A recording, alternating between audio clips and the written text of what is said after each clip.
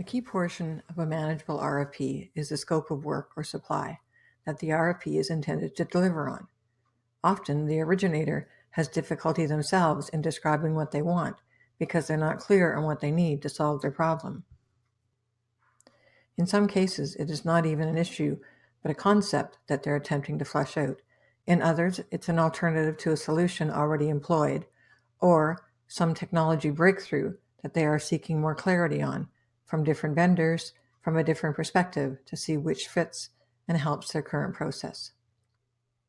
This, however, should not make the scope of work so ambiguous that even the vendors are unable to get a clear picture of the issues that they will be providing a solution to. The important thing to understand is that while you, the supply person, is responsible for issuing and managing the RFP, cannot be expected to know or understand the technical parts of the request.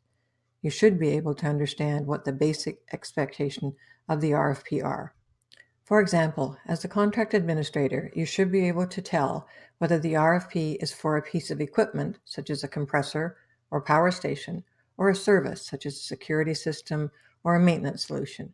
Each of these may be very different, but the need should be clear in the scope of work summary.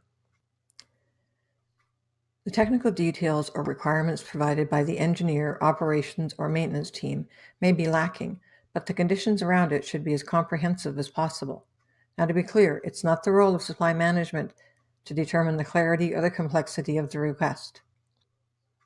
It is, however, prudent to ask the question, is there sufficient information in the technical section to allow a vendor to provide a complete proposal? All too often, the lack of clarity in the scope of work only becomes clear after the RFP has been issued, and the clarification questions and the response from engineering team, if slow, can put the RFP schedule at risk. The document is called a proposal for the simple reason that the originator, in many cases, is asking the vendor to provide a proposal for something the originator may not have all the details for. However, without sufficient clarity on the need, determining how the proposal is to be analyzed can also be problematic, but nonetheless still required.